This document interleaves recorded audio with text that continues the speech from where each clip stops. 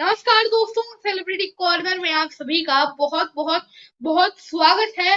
और आज हमारे साथ एक बहुत बहुत बहुत स्पेशल गेस्ट जुड़े हैं। तो दोस्तों, आज हमारे साथ जो गेस्ट जुड़े हैं वो एक सिंगर भी है, गिटारिस्ट भी है और वो एक एंकर भी है, और उनके शो का नाम है दी आरडीडी शो। कोशिश करने वालों की कभी हार नहीं होती। जी हाँ, मैं बात कर रहा हूँ the one and only red sand. दी, आपका हमारे शो में बहुत बहुत स्वागत है। नमस्ते। How Thank are you you? so much. I am good and you? I am also good दी। और सबसे पहले तो मैं आपको थैंक यू कहना चाहूंगी। आपने मुझे इनवाइट किया और मुझे बहुत ही अच्छा लग रहा है आज आपके शो में आके। एंड फर्स्ट टाइम मैं जो आपके शो में आई हूँ एज अ गेस्ट, और मेरे लिए न्यू एक्सपीरियंस भी है आपके साथ, तो बहुत ही अच्छा लगा। Thank you so much.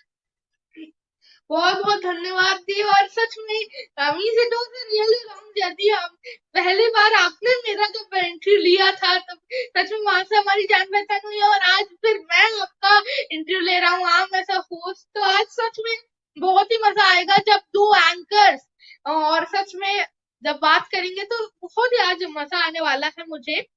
तो सबसे पहले आपसे पूछना चाहूंगा कि आपकी जो जर्नी है वो आप बताइए। मीन्स कैसे आप इतने बड़े मुकाम पर पहुंचे, एक बहुत ही ग्रेट सिंगर, एक सक्सेसफुल गिटारिस्ट और एक बहुत ही सुपर्ब एंकर। कैसे आपने इतनी बड़ी जर्नी जो है इस मुकाम पर आप पहुंची? Please tell. मैंने मतलब बहुत स्ट्रगल किया है अपनी लाइफ में, छोटे से लेकर बहुत स्ट्रगल किया है। एंड पहले तो मैं गॉड को बहुत ज्यादा मानती हूँ। इवन कि अभी तक भी मेरा जो बचपन से लेकर अभी तक का है, मैं मॉर्निंग एंड इवनिंग में तब तक खाना नहीं खाती जब तक मैं पूजा ना करूँ, चाहे मैं कहीं पे भी हाँ, हूँ, चाहे मैं कितनी बीमार हूँ। लेकिन मेरी जो आधे घंटे की पूजा होती है वो डेली होती है। और बिल्कुल। बहुत ही स्ट्रगल किया है मैंने अपनी लाइफ में, बहुत ज्यादा स्ट्रगल किया है। मतलब ओके। गिरी हूँ उठी हूँ, गिरी हूँ उठी हूँ, बहुत ज्यादा रिजेक्शन भी हुआ मेरा। एंड सबसे पहले तो मेरा ये था कि जो म्यूजिक की फील्ड की बात करें, मैं स्टार्टिंग से जब भी स्टडी करती थी तो मेरे या साथ म्यूजिक होना चाहिए था। और म्यूजिक मैं जो लर्न होता था वो मुझे म्यूजिक के साथ ही लर्न होता था, चाहे मैं 3 o'clock उठ रही हूँ चाहे 4 o'clock उठ रही हूँ। और म्यूजिक मुझे फिर ऐसा, मतलब ये नहीं था कि मैं म्यूजिक फील्ड में जाऊंगी या कुछ करूंगी, ये मेरे ओके। माइंड में नहीं था। लेकिन ये होता था कि मैं म्यूजिक बहुत ज्यादा सुनती थी। और पहले हम जॉइंट फैमिली में रहते थे, तो क्या होता था, हम भजन संध्या रखते थे।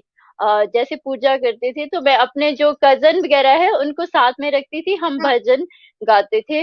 और ओ मतलब वाह। बहुत ही ज्यादा जो कनेक्टिविटी थी गॉड के साथ वो मेरी बचपन से रही है।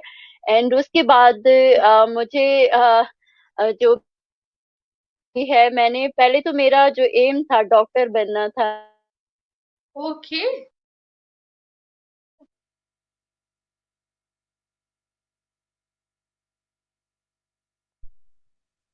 सॉरी, दी, कुछ कनेक्शन प्रॉब्लम हो रहा मैं है। कह रही थी मेरे पेरेंट्स ने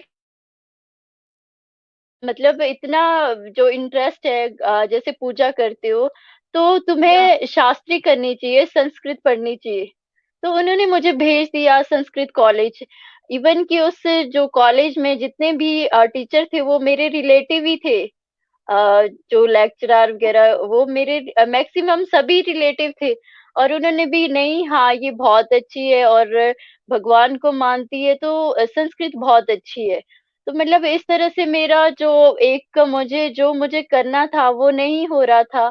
और मुझे नहीं उसमें जो संस्कृत पढ़ने में डाला था, तो मेरे लिए बहुत डिफिकल्ट टाइम रहा। और उसके बाद मैंने डबल जो एग्जाम दिए, एंड बोर्ड से भी दिए एंड संस्कृत कॉलेज से भी दिए मैंने। और उसके बाद मैंने PGDCA and MSc computer science में की। और फिर उस के बाद मेरा जो जॉब का था, जॉब थोड़ा सा मेरे जो मॉम है वो थोड़ा बीमार रहते थे, उन्हें टेंशन होती थी कि इसके छोटे भाई बहन तो जॉब में लग गए हैं, लेकिन इसका नहीं हो रहा। तो वो टेंशन में फिर मैंने सोचा मुझे कुछ करना चाहिए, मैं चंडीगढ़ चली गई और मैंने जॉब के लिए ट्राई किया एंड वहां पे जॉब भी करने लगी। और उसके बाद मैंने पब्लिक हेल्थ इंजीनियरिंग डिपार्टमेंट में जॉब की। पहले बहुत स्ट्रगल किया मैंने, चंडीगढ़ में प्राइवेट कोई ना कोई रिजेक्शन होता था।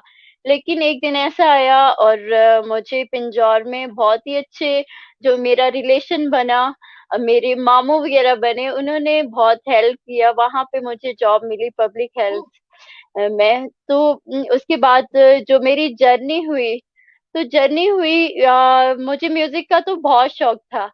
एक दिन या क्या हुआ, जो मेरे रूम के साथ वाला रूम था वहां पे एक लड़का था, सिंगर था और गिटार भी प्ले कर रहा था या एंड वो सॉन्ग भी गा रहा था। मुझे लगा उस मैंने लड़के को देखा तो नहीं आज तक, लेकिन जो उसकी वॉइस थी एंड जो गिटार प्ले कर रहा था, तो मुझे लगा कि मुझे भी सीखना चाहिए म्यूजिक, क्योंकि म्यूजिक से मुझे बचपन से लेकर मतलब म्यूजिक मेरी लाइफ थी। विदाउट म्यूजिक ना मैं खाना खाती थी एंड ना जो मेरी स्टडी भी होती थी म्यूजिक के साथ ही होती थी। तो मेरे ओ, नानू भी इसी फील्ड में थे, लेकिन उन्होंने कहा था कि आप यहाँ आ सकते हो, सीख सकते हो, लेकिन फिर स्टडी के कारण मैं नानू के घर नहीं जा पाई सीखने। वो बहुत ही अच्छा फ्लूट प्ले करते हैं, तो मैं वाह, नहीं जा पाई उनके यहाँ, लेकिन अब तो है नहीं है। और या मेरी फैमिली से मेरे दादू एंड पापा जो हारमोनियम प्ले करते थे, लेकिन वो ऐसे ही एज अ प्रोफेशनल उन्होंने कभी नहीं किया, लेकिन ऐसा ही था। ओके, तो उसके बाद मुझे लगा कि मुझे सीखना चाहिए और मैंने वहां पे यस, जो स्टार्ट किया, वहां पे जो पब्लिक हेल्थ में जॉब भी करती थी 9 to 5 o'clock, और उसके बाद मैंने क्लासेस स्टार्ट की। तो मेरे जो फर्स्ट गुरु थे वो थे ओ हेमंत वाह, कुम्हार जी। और उन्होंने जैसे ही मैं गई और मैंने स्टार्ट किया हारमोनियम, तो बोलते आपने कहीं सीखा है? मैं कहा नहीं, ऐसे तो मैंने कभी नहीं सीखा कहीं पे कि मैं कुछ प्ले करूं या कुछ, कभी ऐसे तो नहीं या सीखा मैंने। हारमोनियम था पड़ा हुआ, लेकिन मैंने कभी घर पे टच नहीं किया है।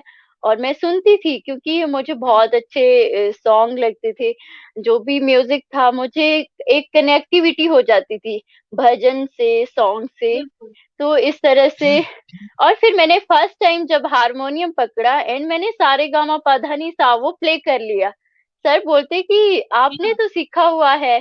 मैं कहा नहीं सर, मैंने कभी नहीं सीखा, मैं फर्स्ट टाइम प्ले कर रही हूँ। और मैंने कभी नहीं सीखा है, लेकिन जो मुझे पता नहीं है कि वो मैंने हारमोनियम कैसे प्ले किया एंड जो उन्होंने बताया था कि ऐसे से उनसे मतलब उन्होंने यहाँ पे एक बार प्ले करके बताओ। तो मैंने वो सब कुछ प्ले किया यस, और उसके बाद वैसे जर्नी मेरी स्टार्ट हुई। फिर मैं सैगल वाह, सर के पास गई, जो बहुत ही अच्छे गिटारिस्ट है एंड उन्होंने तो हनी सिंह जी के साथ भी काम किया है, पंजाबी सिंगर्स एंड बॉलीवुड वाह, में भी उन्होंने काम किया है। उनसे सीखा। फिर उसके बाद मैं थोड़ा सा मुझे गाने का कि मुझे क्लासिकल या कुछ सीखना चाहिए थोड़ा सा, मैं फिर और क्लासिकल टीचर के पास गई। वहां से मैंने थोड़ा सीखा, कमल जी है, कमल जी से सीखा। और उसके बाद जो मेरी जो रियल जो क्लासेस हुई वो मेरे जो राकेश दिभान सर है, और उन्होंने ओके, मुझे जो म्यूजिक क्या है और उसका मतलब बताया। और इस तरह से जो मेरी वाह, म्यूजिक की जर्नी है वो स्टार्ट हुई। तो वहां पे मैंने कीबोर्ड भी सीखा उनसे एंड गिटार भी सीखा एंड ओ, वोकल का भी सीखा उनसे। तो इतने अच्छे टीचर है वो, मतलब मेरे लिए जो भी मैं मानती हूँ कि जो भी मैं थोड़ा बहुत कुछ कर लेती हूँ उनकी वजह से कर लेती हूँ। और आई थिंक जो ये शो होस्ट कर रही हूँ ये उनकी या ब्लेसिंग है, क्योंकि आई थिंक अगर वो मुझे थोड़ा म्यूजिक का नहीं बताते, और जितने भी मेरे जो टीचर है उन सबकी ब्लेसिंग की वजह से जो जो भी जिनसे मैंने सीखा और बहुत ही अच्छा रहा। तो इस तरह से मेरा जो म्यूजिक स्टार्ट हुआ। तो मैं ये करती थी, ऑफिस जाती थी और ऑफिस वाले जो पब्लिक हेल्थ डिपार्टमेंट के जितने भी जो एसटीओ सर है, जेई सर है, और जो भी वहां पे यस, डिपार्टमेंट में थे, उन्होंने सभी ने मेरा साथ दिया। और मैंने इतना एंजॉय किया उस ऑफिस में, और सभी सपोर्ट करते थे। और मुझे फर्स्ट प्राइज वहां पे दिया गया एसटीओ सर द्वारा, और वहां पे सुंदरकांड ओके। का पाठ करवाया गया। एंड उस टाइम मैंने उसमें थोड़ा बहुत सुंदरकांड का जो पाठ किया था। तो वहां पे जो मेरे या। लिए एक ब्लेसिंग रही, और जो उन्होंने प्राइज दिया, अभी भी मैंने वो पैसे अपने पास रखे हैं। और ओ। मुझे 1100 दिए थे उन्होंने, और ये मेरे लिए सबसे बड़ी बात थी कि मेरे ऑफिस में ही, और मुझे पब्लिक हेल्थ वालों ने बहुत कुछ दिया है, और मैं उन सभी को बहुत मिस करती हूँ जो वहां पे जितने भी स्टाफ मेंबर है, सभी ने मुझे सपोर्ट किया। कि ठीक है, कई बार मैं ये करती थी, गिटार भी लेके जाती थी मैं ऑफिस, और स्टार्टिंग ओ। में होता था मैं लैब में काम करती थी, तो बहुत ही इंजॉय करती थी मैं वहां पे। तो इस तरह से जो मेरी जर्नी स्टार्ट हुई।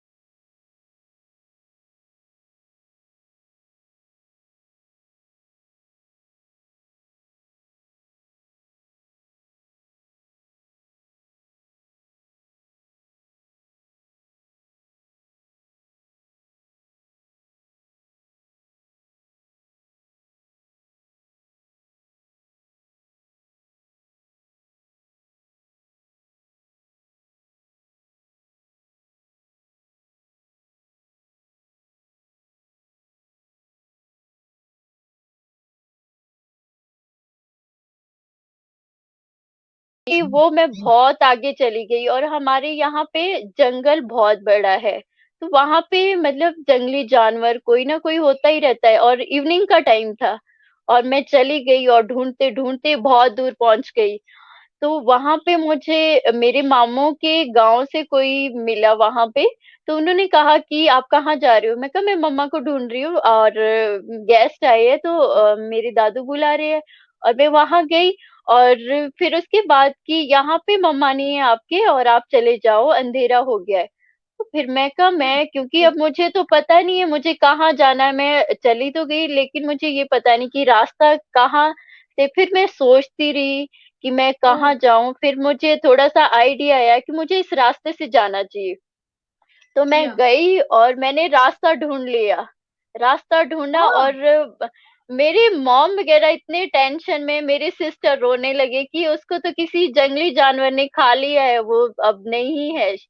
तो सभी मतलब इतने वॉरिड हो गए कि उनको लगा कि वो नहीं है।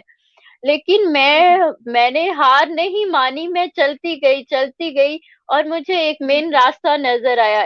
हम वहां से एक बार मामू के घर गए थे, तो मुझे लगा कि यही जो हमारा रास्ता है, और मैं वहां से निकल पड़ी। एंड फिर उसके बाद मैं अपने घर पहुंच गई और बहुत ही रात हो चुकी थी। एंड जो मेरे ओ, मॉम वगैरह थे बहुत ही वरिड थे कि अब पता नहीं, अब तो आई थिंक वो नहीं खा लिया होगा किसी ने, क्योंकि मैं बहुत ही छोटी थी और हमारे जो जंगल में शेर भी घूमते हैं रात को ना, तो उस वजह माय से। गॉड। और फिर मैं पहुंच गई घर। तो इस तरह से जो वाह। मेरे लाइफ में बहुत सारी ऐसी जो मिस हैपनिंग हुई है। और एक बार इतना तूफान आया कि बहुत ज्यादा आया, और जितने भी थे हम दूसरे गांव गए थे, तो हम ऐसे ही चले गए ओके। और बहुत ज्यादा तूफान। इवन कि बहुत जितने बर्तन वगैरह थे वहां पे, जो भी था सामान, छत वगैरह सब, मतलब वहां से उड़ गई थी। और उसके बाद मैंने किसी तरह से अपने आप को संभाला एंड मैं रूम के अंदर गई, क्योंकि मुझे भी ऐसे लग रहा था कि हवा मुझे भी ले जा रही है। लेकिन मैंने पता नहीं कैसे अपने आप को जो संभाला एंड मैं रूम के अंदर चली गई। और भी बहुत ओके। सारे रिजेक्शन हुए हैं, लेकिन मैंने हार नहीं मानी, और उन जो हार मतलब डट के सामना किया है। तो तभी बिल्कुल। मुझे लगा कि मुझे ऐसा कुछ करना चाहिए, क्योंकि मुझे तो बहुत सारे लोगों ने कहा कि जो ये शो की थीम है ये इसने कहा है, या इसने कहा है जो कोशिश करने वाला, लेकिन मुझे ये पता नहीं था कि किसने क्या कहा है। और जो ये लाइन थी, ये मैंने खुद ही उस टाइम मेरे माइंड में आई, क्योंकि मैं जब किसी के साथ खुद होता है कुछ होता है, तो मैंने खुद से ही ये लाइन रखी है, कोशिश करने वालों की कभी हार नहीं होती। और मुझे बहुत ही अच्छा रिस्पांस मिला, और बहुत ही अच्छे अच्छे लोगों से मैं कांटेक्ट में आई, और आप सभी लोगों के कांटेक्ट में आई। शो ने मुझे बहुत कुछ दिया। तो फिर बाद में ये भी हो गया था, आपको पता है कि 14th को सुशांत का मर्डर हुआ था। फिर थोड़ा सा मैं बहुत अटैच थी सुशांत से, लेकिन मुझे फिर ऐसे हुआ हाँ, कि मैं मतलब होता है कि कुछ हुआ हो तो मन नहीं करता किसी चीज को करने के लिए। बिल्कुल। फिर मेरा थोड़ा सा लगा मुझे कि मुझे नहीं करना चाहिए, क्योंकि मैंने 17th को स्टार्ट किया था। फिर मैंने संजय सर को कॉल की, संजय सर को कहा कि क्या? ठीक है हम आपके शो में आएंगे। और जुबेर सर को मैंने कॉल की, तो उन्होंने कहा नहीं, हम लोग भी आपके शो में आ रहे हैं और आप बहुत ही अच्छा काम कर रही हो। क्योंकि आर्टिस्ट वाह। आजकल पता ही होगा कि आर्टिस्ट घर पे बैठे हैं। तो इस तरह से बिल्कुल। जो मैंने शो स्टार्ट किया, और पहले तो मुझे लगता था कि मुझे अच्छा रिस्पांस नहीं मिलेगा। आई थिंक मैंने था 4th जुलाई तक था जो मेरा था कि 4th जुलाई क्या? तक होगा। लेकिन उसके बाद 4th जुलाई के बाद अच्छे अच्छे आर्टिस्ट जुड़ने लगे मुझसे, और मेरी जो फैमिली वो बढ़ती गई बढ़ती गई। और फिर मैंने 100 एपिसोड पूरे कर लिए। बिल्कुल। सच में आपने ये बहुत ही इंटरेस्टिंग जर्नी बताई है। और कोशिश करने वालों की कभी हार नहीं होती। ये जो आपने बहुत ही सुंदर थी लाइन है, इसको भी आपने बताया कि शो की थीम क्यों रखी। सच में दी। जी।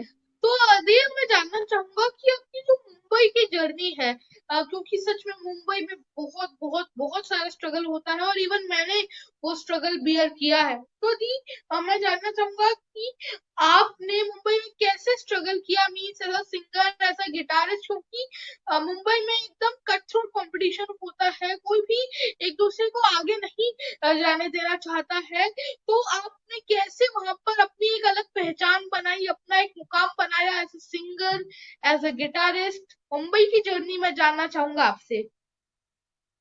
श्योर। मैं मुंबई में एक्चुअल में मुझे क्या था, कि मेरा बचपन में एक और मैं अपना राज बताने वाली हूँ। जो ओके। लोग होते हैं वो रात को सपने देखते हैं, लेकिन जो मैं बिल्कुल। सपना देखती थी वो दिन को सपना देखती थी। जो मेरे ड्रीम्स होते थे वो मैं दिन को अगर मैं थोड़ा सा मतलब ऐसे बैठी हूँ कुछ काम नहीं करे, तो मेरे माइंड में कुछ ना कुछ आता रहता था। कभी मैं मुंबई चली जाती थी, कभी कहीं जाती थी, इस तरह का होता था मेरे साथ। तो मुझे ओ, मेरे यहाँ पे नानू होते थे एक पड़ोस में, वो आते थे। एंड मुझे क्या था, शौक था कि मैं पहले वॉकमैन होते थे एंड कैसेट होती थी। तो मैं क्या करती थी, उसमें रिकॉर्डिंग करती थी, खुद की आवाज रिकॉर्डिंग करती थी। एंड कुछ ओह! ना कुछ मुझे शौक होता था कि मैं कुछ ना कुछ उसमें लिरिक्स या कुछ ना कुछ, क्योंकि मुझे नॉलेज तो नहीं था कि म्यूजिक क्या है, लेकिन मैं खुद से ही जो सॉन्ग बनाती थी और जो भजन हुँ, बनाती थी, मैं खुद से ही क्रिएटिविटी करती रहती थी वॉकमैन के थ्रू। तो मुझे मेरे नानू वाह! ने कहा, जो हमारे पड़ोस से आते थे, हमारे घर डेली आते थे, उन्होंने कहा कि बेटा एक दिन तुम बहुत बड़े सिंगर बनोगे और तुम ये काम करोगे, तुम बहुत ही मतलब अच्छे हो। एंड तो वो इस तरह से बोलते रहते थे। मैं ऐसे ही सोचती थी, मैं कहा इतना कहाँ मुंबई, कहाँ मैं, तो कहाँ कुछ बिल्कुल, कर पाऊंगी। मुझे थोड़ा भी वो नहीं था, बिलीव नहीं था कि मैं इस बारे में सोचती नहीं थी। और उसके बाद ये क्या हुआ कि मैं पब्लिक हेल्थ में थी। हम लोग गए थे, मैं, मेरी सिस्टर और एक मेरा फ्रेंड, हम गए थे, घूमने गए थे। हम गए थे ओके। मुंबई पहले। तो हमें क्या हुँ, लगा, पहले तो मैं घूम के आई वहां हाँ, पे। मैंने देखा कि किस तरह का, वो हम ऐसे ही गए थे, ओनली ट्रिप पे गए थे।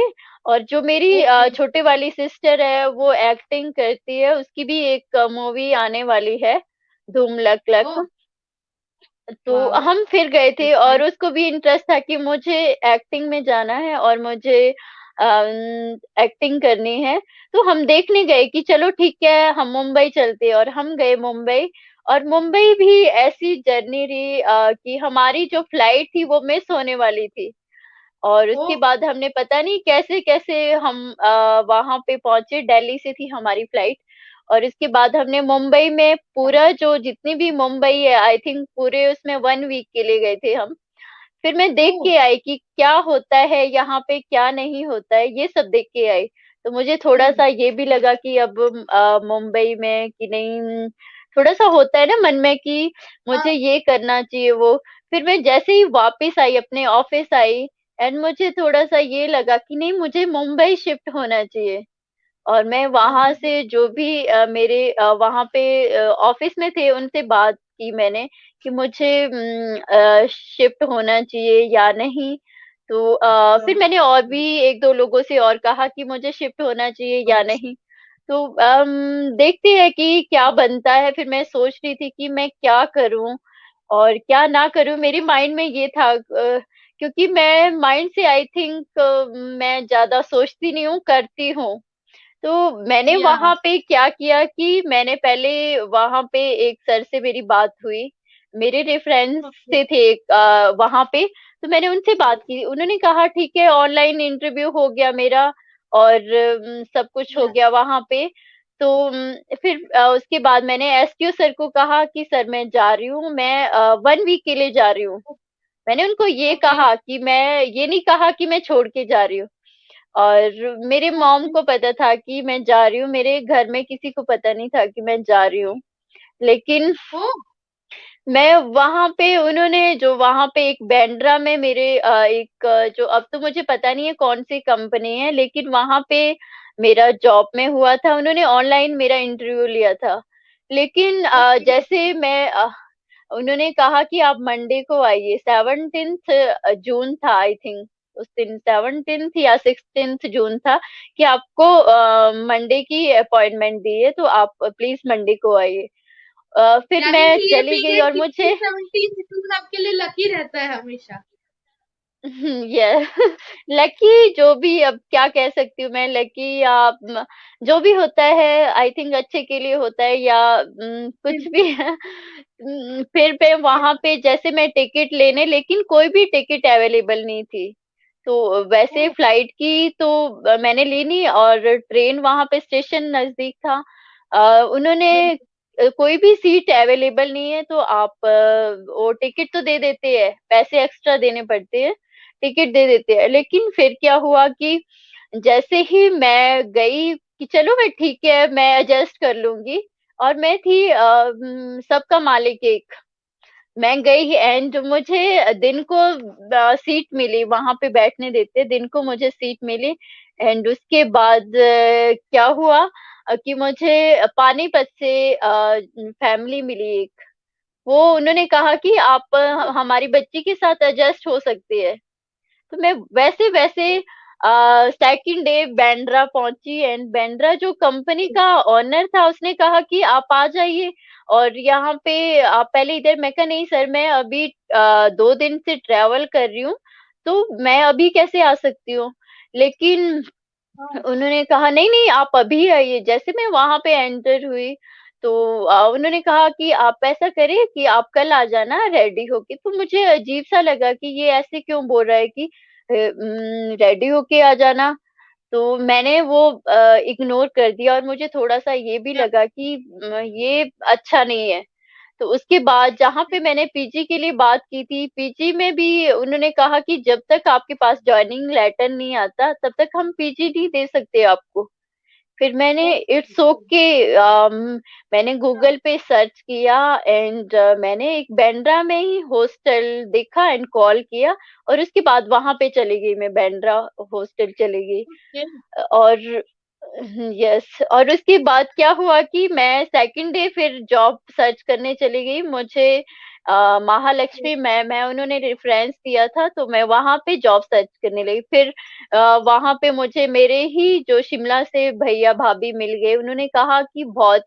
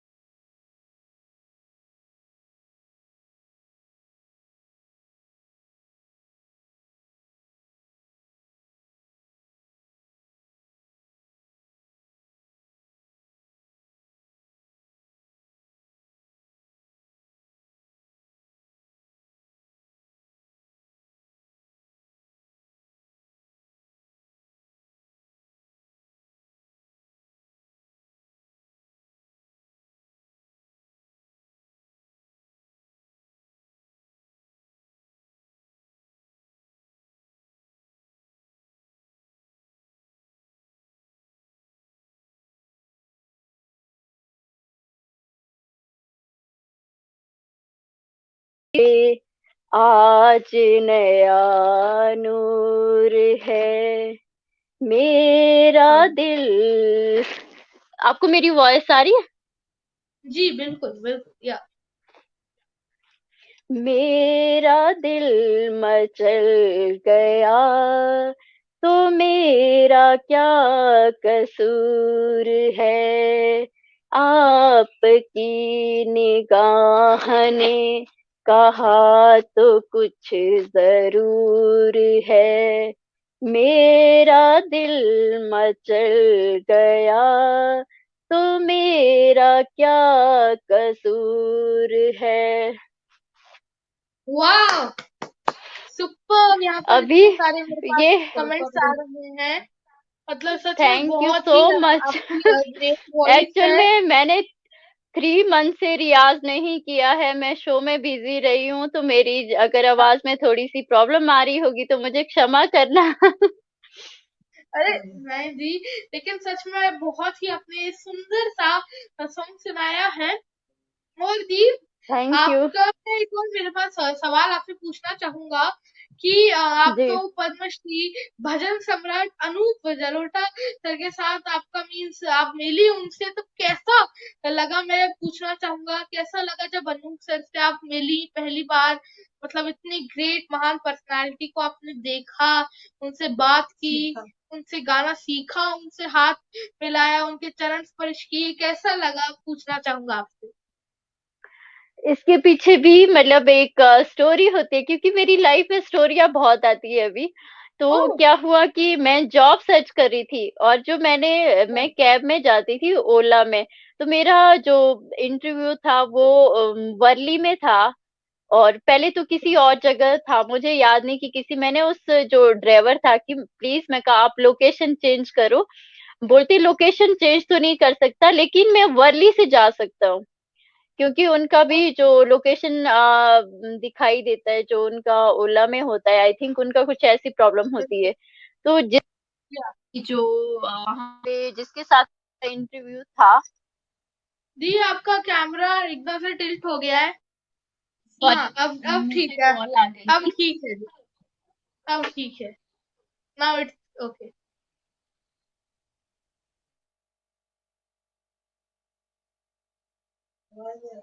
दी, अब आपका कैमरा एकदम ओके है। जी जी। मुझ यस, मुझे कॉल आ गई थी एक्चुअल में, तो सॉरी। फिर क्या हुआ कि मैं वर्ली गई, और उन सर की मुझे कॉल आई कि मैं अभी बिजी हूँ, आप ऐसा करना 5 o'clock तक रुको, एंड उसके बाद मैं आपका ओह! इंटरव्यू लेता हूँ।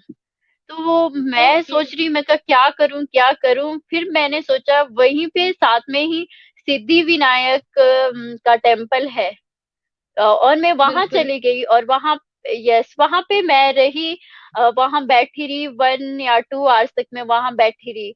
और फिर मैं सोच भी रही, एक्चुअल में मेरा एक ये है कि मैं जो गणेश या भगवान जी है, उनको मैं राखी बांधती हूँ, तो उनको मैं भैया बोलती हूँ, गणेश भैया।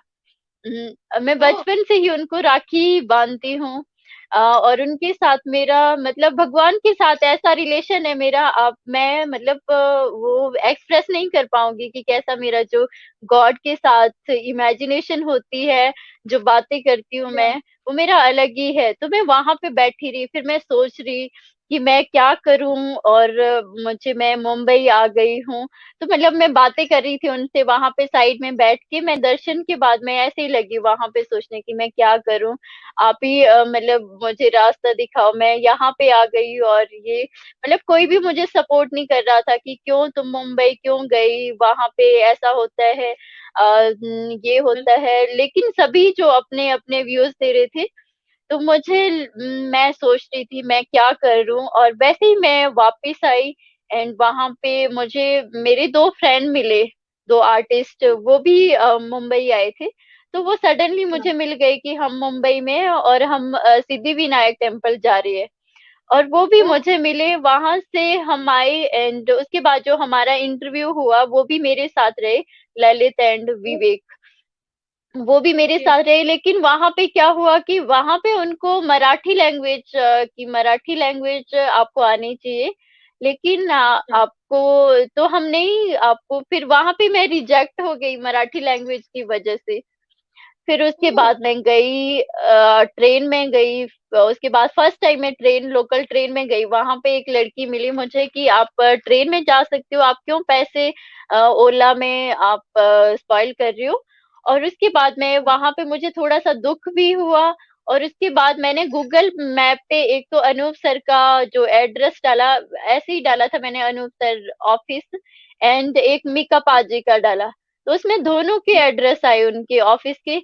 और मैंने उस दिन उनको कॉल कर दी, और वहां के जो ऑफिस था उन्होंने फोन उठाया, मैं कहा मुझे अपॉइंटमेंट लेनी है अनूप सर से। मैं, कई बार ये भी होता है कि फेक भी होते हैं, तो नहीं, ऐसा नहीं था, लेकिन मैंने उनसे बात की, आप ऐसा कीजिए, आप कल कॉल करना। और आपको पता है कि मुंबई की बारिश, कितनी बारिश होती है, और वो तो बिल्कुल बिल्कुल। मैं समझ सकती हूँ, क्योंकि मेरा जो वेलकम मुंबई की बारिश ने ही किया था। और मैं वो टाइम भूल ही नहीं हूँ।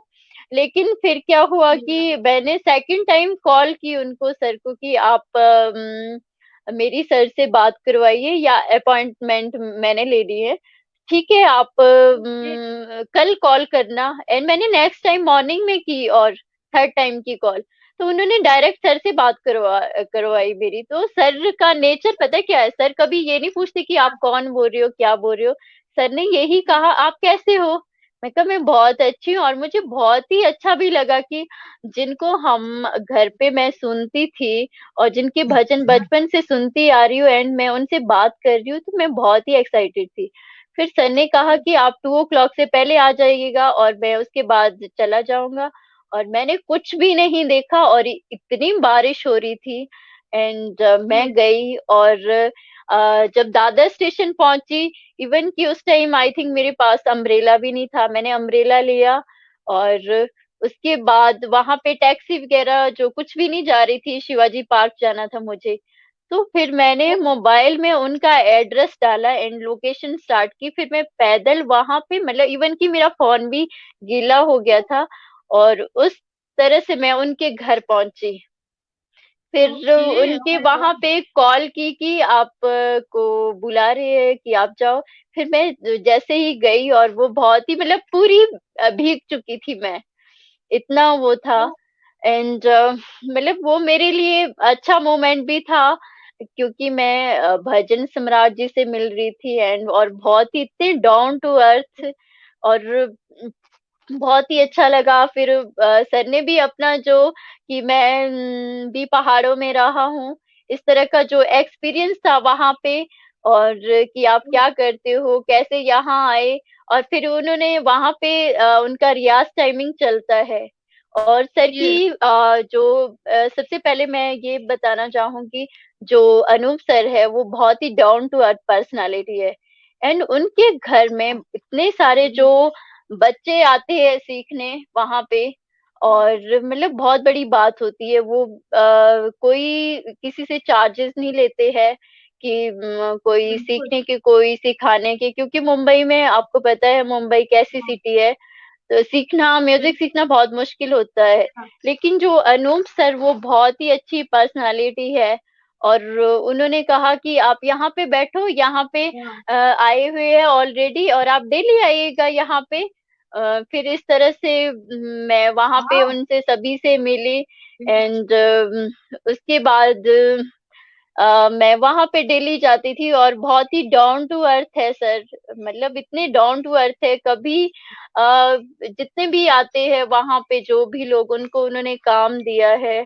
और मेरे लिए तो बहुत बड़ी बात थी कि मुझे उनसे जो थोड़े टाइम में जो भी मैंने सीखा है, वो बहुत ही अच्छा था मेरे लिए। और इतने डाउन टू अर्थ है, मैं तो उनको, मतलब वर्ड तो मैं तो नहीं बोल सकती, बहुत ही डाउन टू अर्थ पर्सनालिटी है। आई थिंक मुंबई में तो मुझे लगता है कि उन जैसा कोई भी नहीं है। ये जो बिल्कुल मेरी मुंबई की जर्नी है, तो इस तरह से मेरा जो सर के साथ जो मिली, मैं इस तरह से मेरा वहां पे उनसे कांटेक्ट हुआ। फिर उसके बाद मुझे म्यूजिक के लिए, इवन मैं गई थी, मुझे लगा था कि मुझे शंकर महादेवन जी की एकेडमी ज्वाइन करनी है। मैंने उनसे वहां पे बात भी कर ली थी।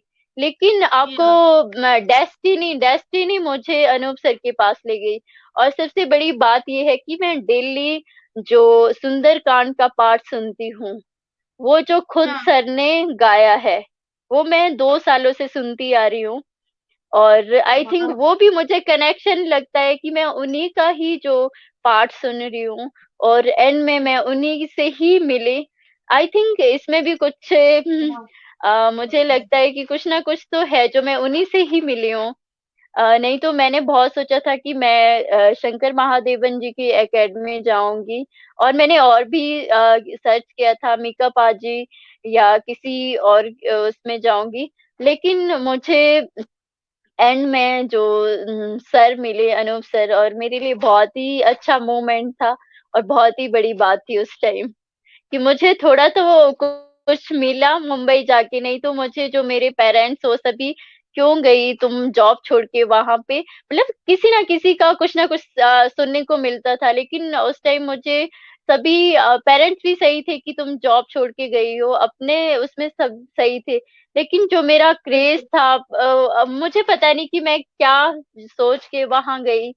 और फिर इस तरह से जो मुंबई, उसके बाद मेरी जो जर्नी स्टार्ट हुई है, उसके बाद मेरे साथ बहुत ही अच्छा हुआ मुंबई में। इवन कि मुझे आज भी याद है, 27 जुलाई को आई थिंक मैं अनूप सर से मिली थी। और जो उस ओह। दिन का मतलब वो डे मेरे लिए बहुत ही था। एंड उसके बाद जो जर्नी हुई, जो मतलब मेरे साथ बहुत ही अच्छा हुआ, और बहुत ही कम टाइम में मैंने खुद को सेटल किया वहां पे, जो कि बहुत मुश्किल होता है मुंबई, एक लड़की के लिए बहुत मुश्किल होता है आई थिंक मुंबई में, मतलब।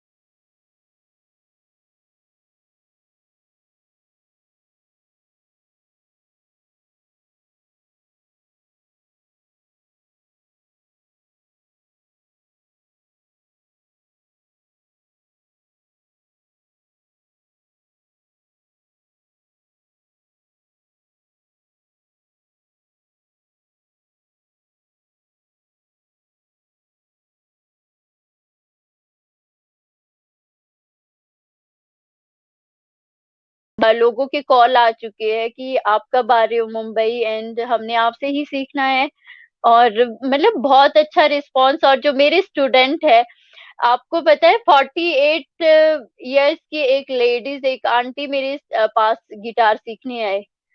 लेकिन वाह। उन्हें बहुत पहले उन्होंने और भी सीखा, लेकिन जो मेरे सर राकेश दीवान सर है, उन्होंने मतलब ऐसा जो आइडिया बताया है कि किस तरह से आपको गिटार सीखना है, किस तरह से फिंगर, सबसे पहले तो फिंगर किस तरह से पकड़ना है गिटार को, वो सब उन्होंने सिखाया। और ऐसे ऐसे लोग मेरे पास आए जो आज भी मुझे बहुत प्यार करते हैं।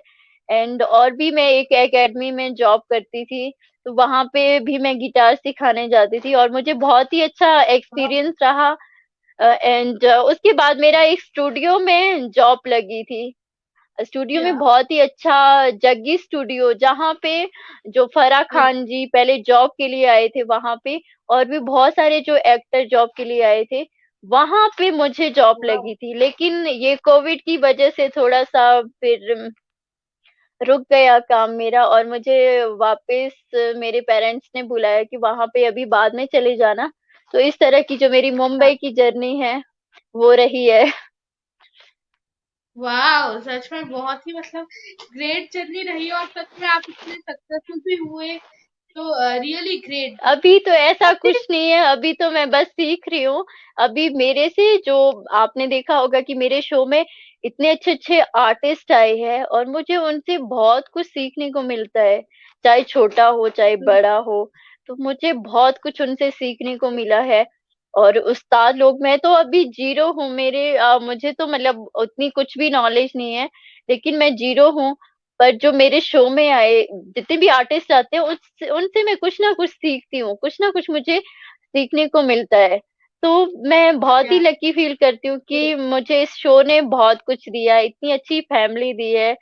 और मुझे बहुत ही अच्छा लगता है नए नए टैलेंटेड लोगों से सीखने का मौका मिलता है। सबसे बड़ी बात है कि मुझे सीखने का मौका मिलता है, ये मेरे लिए सबसे बिल्कुल। बड़ी बात है। यस।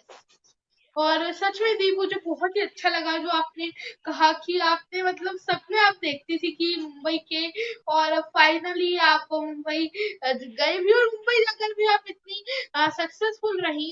तो दी, मेरे को यहाँ पर एक अब्दुल कलाम जी का बहुत ही सुंदर सा कोट आता है, जैसा कि आपने कहा मुंबई के सपने देखा करती थी, तो अब्दुल कलाम जी ने कहा है कि dreams are not what you see in sleep, dreams are what which do not let you sleep, यानी कि सपने सिर्फ वो नहीं होते जो आप अपनी नींद यस। के समय देखते हैं, सपने वो भी होते हैं जो आपको सोने नहीं देते। तो बहुत राइट। ही सुंदर से अब्दुल कलाम जी का कोट है, और कहीं ना कहीं जी जी। आपके साथ भी वही हुआ, और आज आप इतने मतलब सक्सेसफुल हैं। तो जी चलिए, अब आ जाते हैं सेलिब्रिटी कॉर्नर के पर्सनल सेक्शन पर।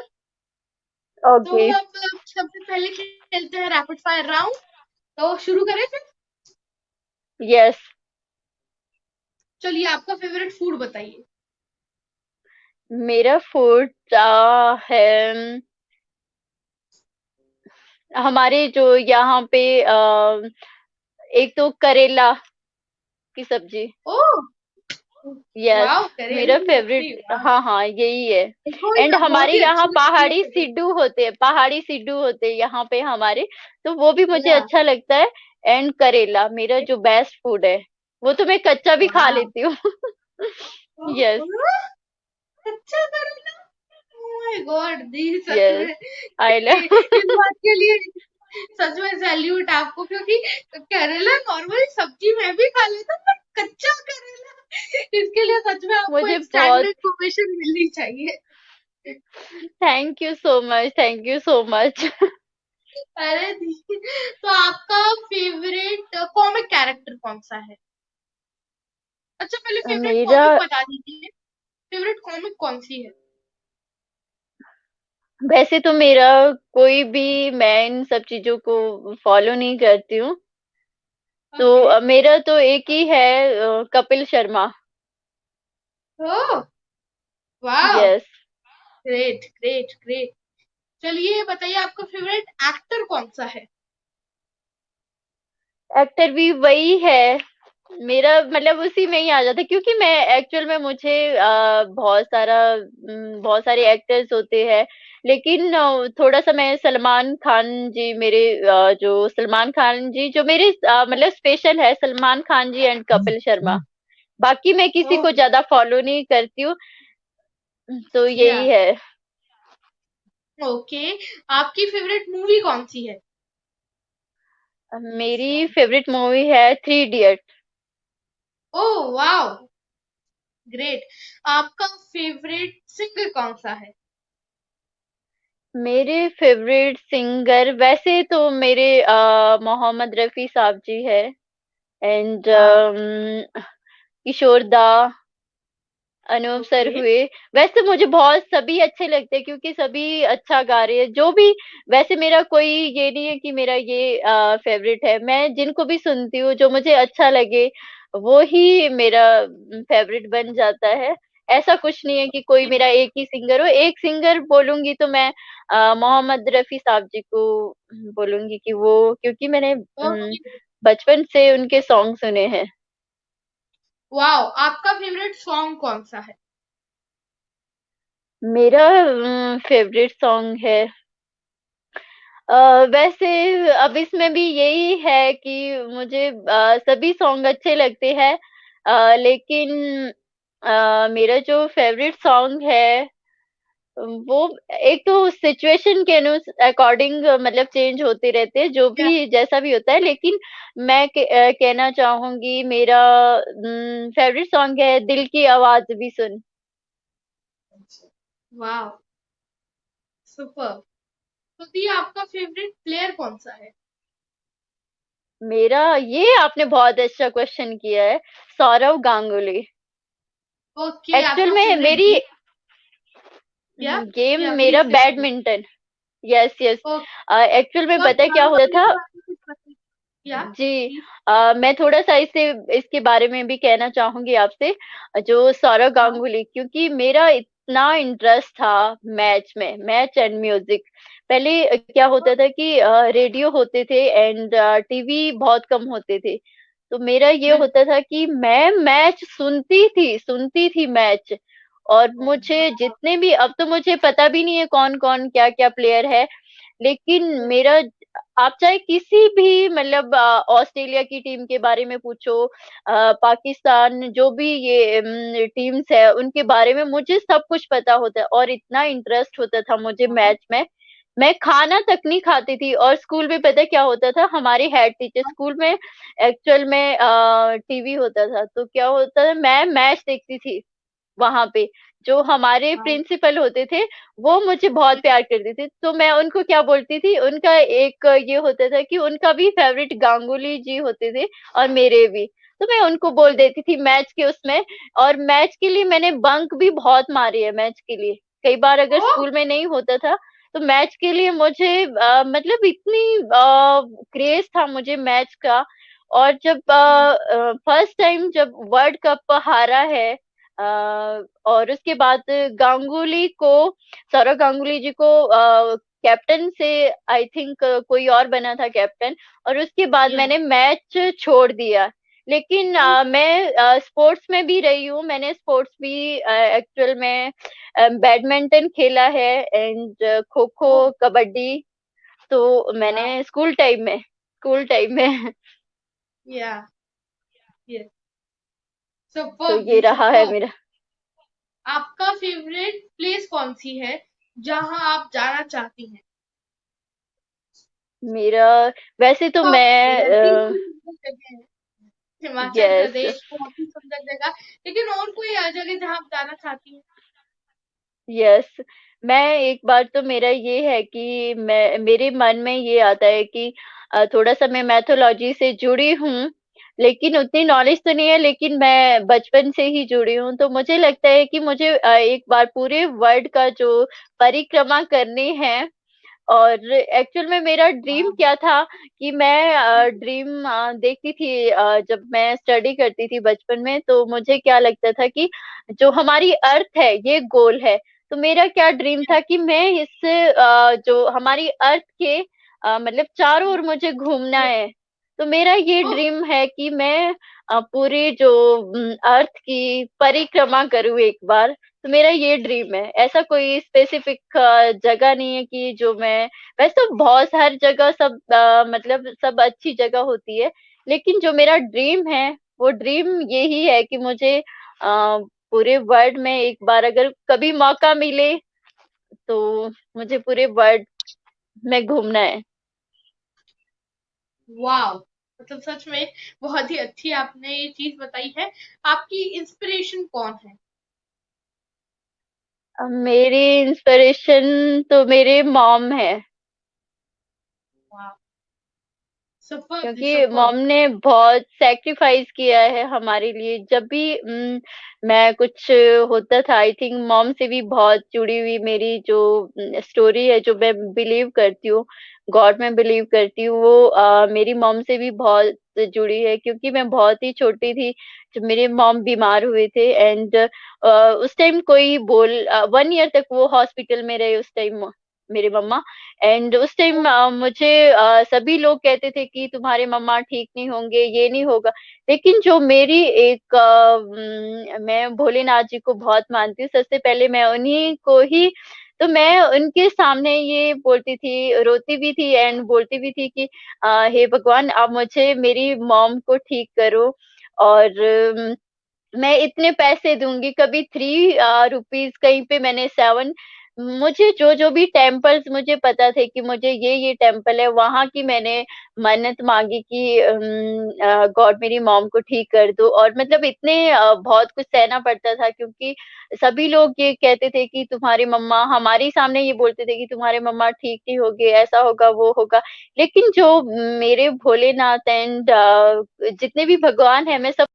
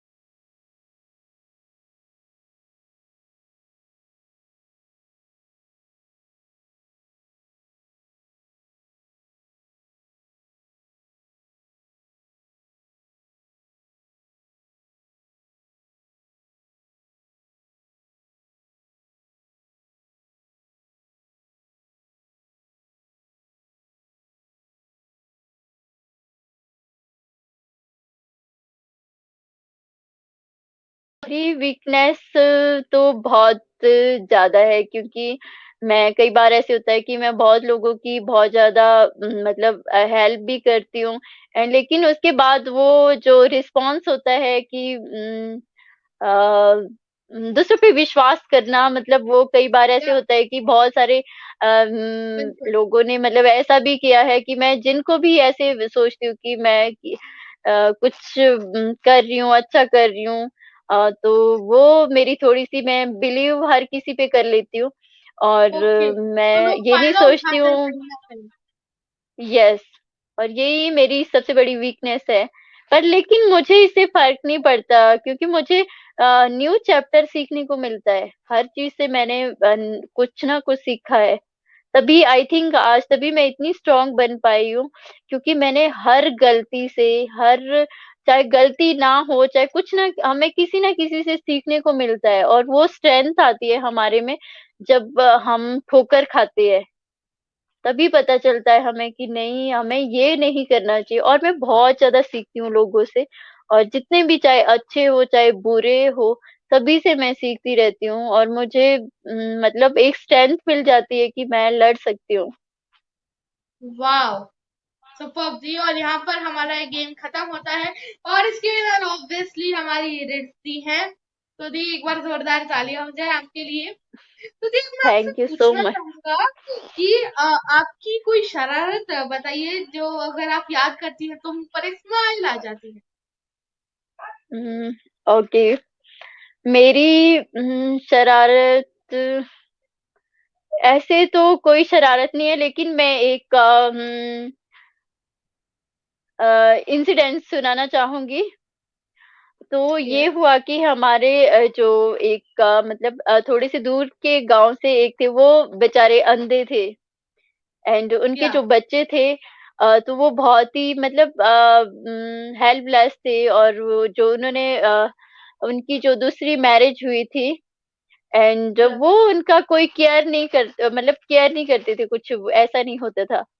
तो क्या हुआ कि एक बार हमारे उसमें मेला था। एक्चुअल में मुझे ये बात तो मैंने मुझे इतना, क्योंकि मैं जो जितने भी ऐसे हेल्पलेस है या जो कोई बहुत ही पुअर पीपल है, तो मैं उनको नहीं देख सकती हूँ। तो ओ, मैंने क्या किया, उनकी चोटी खींच ली थी। मैं बहुत छोटी होती थी। ओ, लेकिन उन्हें पता नहीं था कि मैंने ऐसा किया है। लेकिन मुझे आज भी वो बात है, मुझे ये दुख होता था कि वो मतलब स्टेप मॉम थी उनकी, लेकिन उनका बेचारों का मतलब कोई ध्यान नहीं रखती थी ना। तो मुझे बताया था कि ये कुछ वो मतलब उनको ना खाने को देती है ना ये वो, इस तरह से, क्योंकि मेरे दादू के बहुत ही क्लोज थे वो। तो मुझे ओ, एक दिन किसी ने बोला कि ये है। तो मुझे ये जो बात है अभी भी मतलब बहुत हंसी आती है कि मैंने ऐसा कैसे किया। सच में जी। ऋषि बहुत ही फनी इंसिडेंट है। तो दी आपका जब भी हम लोग आपको एक स्क्रीन पर देखते हैं एज अ होस्ट आप आती हैं, तो आपका यही हमें नाम देखने को मिलता है, रिंस जैन डैरल। तो दी आपका असली नाम मैं जानना चाहूंगा, क्योंकि मेरे को तो पता है आपका असली नाम क्या है, लेकिन जो भी हमें जनता देख रही है वो आरडीडी शो के भी व्यूवर्स है और मेरे शो के भी व्यूवर्स है। तो सब लोग जानना चाहेंगे कि रिंस जैन डैरल आपका जो रियल नेम है क्या है, वो हम जानना चाहेंगे। ओके, तो मेरा नेम है रीटा शर्मा। जो मेरा ओके। रियल नेम है वो आरती रीटा शर्मा, शर्मा आरती है। शर्मा। यस। एक्चुअल या में तो क्या हुआ, मैं दर्शकों बहुत को बहुत ही बड़ी अच्छा फैन, लगा होगा। जी, या मैं मैं बहुत ये बड़ी पूछना फैन थी चाहूंगा कि डाइम। इसके नाम के पीछे राज क्या है, ये रेड स्टैंड डायरेक्ट के पीछे राज क्या है, पूछना चाहूंगा। जी, जी, जी। तो ये है कि मेरा जो रिट्स टाइम डेरिल का नेम है, वो एक्चुअल में डाइम बैग डेरिल का आपने नेम सुना होगा। पांत्रा बैंड करके एक नेम आता था। जो उनका, जो मैंने इंस्पायर होके जो गिटार सीखा है, जो उनका या। प्लेइंग का आप मतलब पागल हो जाते हैं उनको। जब मैं देखती थी, लेकिन वो है तो नहीं है, उनको लाइव ही शूट किया गया था। वो इतने अच्छे गिटारिस्ट थे। उनके बैंड को आई थिंक उन्हें लाइव ही शूट किया गया था। और पांत्रा करके वो बैंड है, आप भी सर्च कर सकते हो। और उनसे जो इंस्पायर होके मुझे जो उनका अंदाज लगता था गिटार प्ले करने का, वो मेरे माइंड में इस तरह से बैठ गया कि मैंने जो अपना नेम, वो डाइम बैग डेरल नेम था उनका, लेकिन मैंने जो मेरा रेड्स निक नेम था, मैंने रेड्स टाइम डेरल वहां पे रख लिया। ओके। तो दी आरडीडी शो, दी रिड जैक डैरल शो, जिसको हम बोल सकते हैं कहीं ना कहीं दी का असली नाम रीता शर्मा है। और आप सभी को यस। ये जानकर बहुत ही खुशी थी, कहीं ना कहीं हुई होगी। अब दी अब मैं आपसे पूछना चाहूंगा भी, कोविड 19 की इतनी दहशत है, कोविड 19 पर क्या कहना चाहेंगी आप, कोरोना पर क्या राय देना चाहेंगी, अब जानना चाहूंगा आपसे। कोविड कोविड 19 का तो आपको पता ही होगा कि जो ये वायरस है उतना डेंजरस तो नहीं है। और सबसे पहले तो मैं बहुत ही जो सरप्राइज्ड हुई हूँ, क्योंकि जो हमारी गवर्नमेंट है, आई थिंक उन्होंने साथ तो दिया, लेकिन जो हमारे ये पॉलिटिक्स वाले हैं, उन्होंने साथ नहीं दिया। जो हमारे जो लोग हैं, वो उनको फॉलो नहीं कर रहे हैं कि किस तरह से हम इसको रोक सकते थे। और हम सब ने किसी ने फॉलो नहीं किया इस चीज को। और बिल्कुल, आगे बढ़ता गया। और मुझे लगता है कि डॉक्टर भी कहीं ना कहीं थोड़ा सा फायदा भी उठा रहे हैं, जो सुनने में आता बिल्कुल। है। एंड यस, और हमें, और जो हम लोग हैं, हम लोग इसको फॉलो नहीं कर रहे, हम सीरियसली नहीं ले रहे इन सब चीजों को, और हम बॉलीवुड के पीछे भाग रहे हैं। आपको तो पता ही होगा, हर न्यूज चैनल बॉलीवुड के या पीछे है। कभी कोरोना की कोई अपडेट नहीं दी है कि क्या होने वाला है बिल्कुल, क्या। और सबसे बड़ी बात ये है कि कल भी मैंने देखा, जंतर मंतर पे जो सुशांत के लिए आए थे, वहां पे कोई भी फॉलो, कोई सोशल डिस्टेंसिंग नहीं थी। मास्क लगाए थे लेकिन उन्होंने निकाल के रखे थे, मास्क ऐसा कुछ नहीं था। और कई बहुत जगह पे लोग फॉलो नहीं कर रहे हैं इन सब चीजों को। जब हमारी खुद की गलती है, तो हम किस तरह से इसको रोक सकते हैं। मैं तो बिल्कुल, यही कहना चाहूंगी, जितने भी ऑडियंस देख रहे हैं, देखेंगे, मैं यही कहना चाहूंगी कि जो भी ये कोविड है, हम रोक सकते हैं अगर हम थोड़ा सा फोकस करें इन सब चीजों पर। और ये तो मुझे लगता है, जब हमारा फर्स्ट टाइम, जब 22 को, आई थिंक, जो हमारा फर्स्ट लॉकडाउन था, अगर हमने उस टाइम फोकस किया होता है तो हम ये रोक सकते थे इस वायरस को। लेकिन लोग फोकस नहीं कर रहे, वो इन सब चीजों पे फोकस नहीं करते। वो इन सब चीजों पे फोकस करते जहां पे अगर कुछ बॉलीवुड से रिलेटेड हो, या किसी को गंदे कमेंट करने यस, हो, या किसी का कुछ ना कुछ करना हो, वहां पे लोग फोकस करेंगे, इन सब चीजों पे फोकस नहीं कर।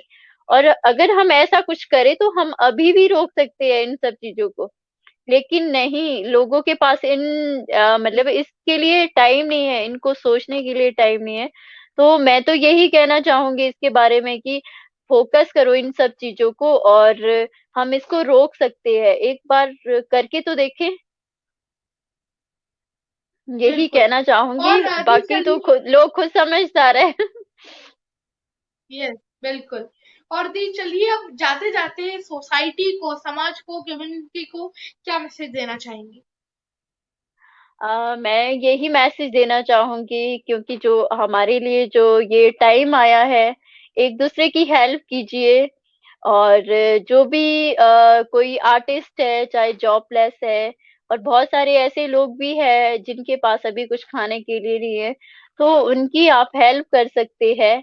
और पॉजिटिव रहिए, और अगर पॉजिटिव रहेंगे और कुछ ना कुछ करते रहिए, खुद में टैलेंट ढूंढिए, एंड आगे सपोर्ट करते रहिए हर आर्टिस्ट को, एंड हर जो भी नॉर्मल पर्सन है, चाहे जॉबलेस है, उन सबको। और पॉजिटिविटी लाइए, और जो पॉलिटिकल इश्यूज है, पॉलिटिक्स में मत घुसिए, और एक जो यस, अच्छी सोच लाइए। बस मैं यही कहना चाहूंगी सभी या को। ओके दी, सॉरी, कुछ मेरा फ़ोन की वज़ह से कोई फ़ोन आ रहा था, तो नेटवर्क का इश्यू ओके, है। It's okay. ओके, दी, इट्स ओके। अ, मेरे को यस। आपकी आवाज़ नहीं आ रही है, let me check. Hello? Okay. Yes, आपको, मुझे आप कुछ बोल आपकी के वॉइस आ देखिए। रही है। यस, मुझे ओके। आपकी वॉइस आ रही है। दर्शकों, मैं 2 मिनट आपके दूँगा, क्योंकि कुछ नेटवर्क प्रॉब्लम आ रहा है मेरे को। ओके, इट्स ओके अभी। हेलो? या एंड अब आपकी, यस। सॉरी दी, यस। प्रॉब्लम हो गया था। यस, अब इट्स आपकी ओके। आवाज़ मेरे कोई को बात भी नहीं, इट्स क्लियरली ओके। आ रही है। जी, जी। It's okay. And thank you so much, आपने मुझे अपने शो में बुलाया, और मुझे बहुत ही अच्छा लगा, और मेरा बहुत ही अच्छा दी, एक्सपीरियंस थैंक रहा। यू, थैंक यू कि आप मेरे शो में आई, थैंक यू। और आज भी आपका एक शो है, कितने बजे है दी यस, आज आपका शो? 8 to 9 o'clock है, और जो मेरे शो ओके। में आ रही है, वो बहुत ही अच्छे सिंगर है, और प्लीज देखते रहिए द आरडीडी शो। मैं यही ओके, कहूंगी, और मेरे को ना सभी से, सेलिब्रिटी या कॉर्नर भी आप सभी देखते से रहिए, कहना, क्योंकि आप तो। यस। बिल्कुल, बिल्कुल, आप सभी दर्शकों से कहना चाहूंगा कि सेलिब्रिटी कॉर्नर आप देखते ही हैं, और आपकी वजह से ही कहीं ना कहीं, आपके प्यार, आशीर्वाद, दुलार की वजह से इतना सेलिब्रिटी कॉर्नर की अभी तक की जर्नी पूरी हो पाई है। और साथ ही साथ देखते रहिए दी आरडीडी शो, आरडीडी शो मैं खुद भी फॉलो करता हूँ, और सच में इतने मजे आते हैं, इतने great great singers, great personalities आती हैं। तो आज 8 से 9 बिल्कुल देखना मत भूलिएगा दी आरडीडी शो, कोशिश करने वालों की कभी हार नहीं होती। यस, एंड कोशिश ओके करते जी, रहिए। बहुत बहुत एंड धन्यवाद कि थैंक आप यू हमारे सो लिए मच, जुड़े। मुझे बहुत ही अच्छा लगा आपसे जुड़ के, क्योंकि आप तो छोटे भगवान हो। बहुत थैंक बहुत यू सो धन्यवाद much, thank you so much. जी, बहुत बहुत धन्यवाद। और आप भी अपना